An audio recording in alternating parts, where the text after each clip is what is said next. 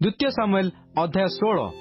अनंतर दाऊद उठाणी शुंग पार होई किंचित अग्रसर हेला उतारे देख मफीबसतर दास शिव सज्जित 2 गर्दभ संगे करी तांकु भेटिला।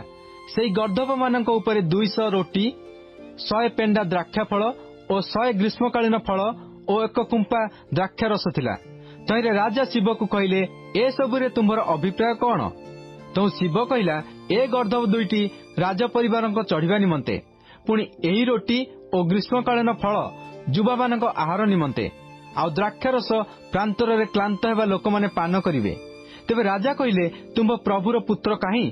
तहिरे शिव राजा को कहला देखंतु से जेरूसलम रे अछंती, कारण से कहले इस्राएल वंश आज आंभ पैतृक राज्य आंभ को फेराई देबे। एथिरे राजा शिव को कहले देख मफीबसतर सर्वस्व तुम्भर हैला। तो शिव कहला मु प्रणाम करूअछि हे मोहर प्रभु महाराज, मु आपनक दृष्टि रे अनुग्रह पाए।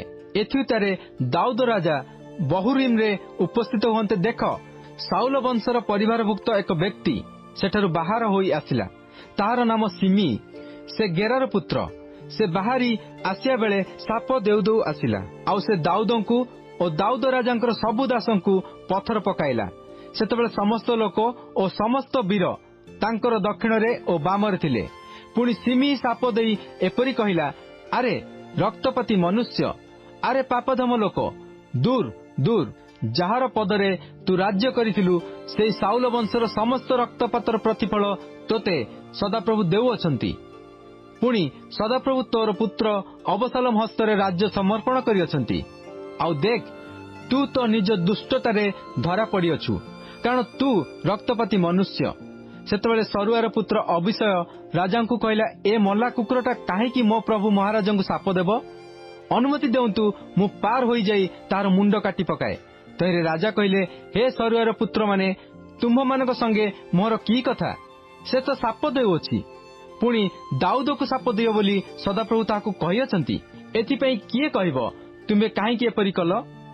आउरी दाऊद अभिषय को और आपणर दास समस्तंकु कहले देख मोर औरसरु जात मोर पुत्र मोर प्राण नेबाकु चाहुछि। तेबे ए बिन्यामीन लोक कि एबे तत्वदिक न करिवो? ताकु छाड़, से साप देउ, कारण सदाप्रभु ताकू अनुमति देई अछंती। होई पारे मो प्रति कृत ए अपराध को सदाप्रभु दृष्टिपात करिवे और आजी ताहार दत्त साप परिवर्तने सदाप्रभु मोहर मंगल करिवे। एई रूपे दाऊद और तांकर लोक माने पथ देई गले। पुणी सिमी तांको पाखे पाखे पर्वत पार्श्व देई चालिला। पुणी चालू चालू साप देला और तांकु पत्थर और धूली पकाइला।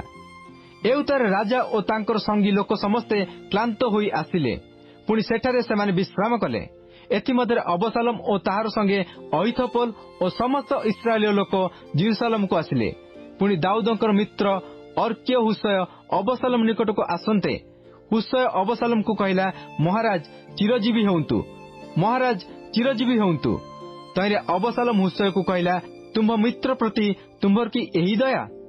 तुमे काहेकि आपण मित्र संगरे गल नाही?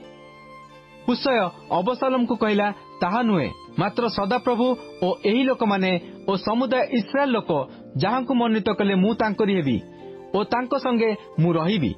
पुनश्च मु काहार सेवा करिबी? मु कि तांको पुत्र साक्षातरे सेवा करिबी नाही? मु जेपरि तुम पितांको साक्षातरे सेवा करिअछि सेपरि आपणक साक्षातरे मध्य करिबी। सेतबेले अबशालोम अहीतोपेल को कहला एबे आम्भ मानकर की कर्तव्य? ए विषय तुम्हें मंत्रणा दियो। तहिरे अहीतोपेल अबशालोम को कहला तुम्भ पिता गृह यज्ञ निमंते आपणार जो उपपत्नी मानकु छाड़ी जाई अछंती तुम्बे सेमानकर सहवास कर।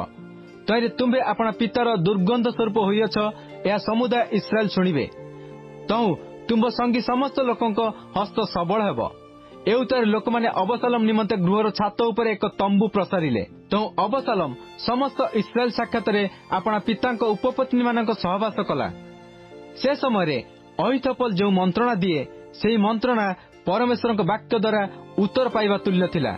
दाऊद और अबशालोम उभयंक प्रति अहीतोपेल समस्त मंत्रणा एही प्रकार थिला।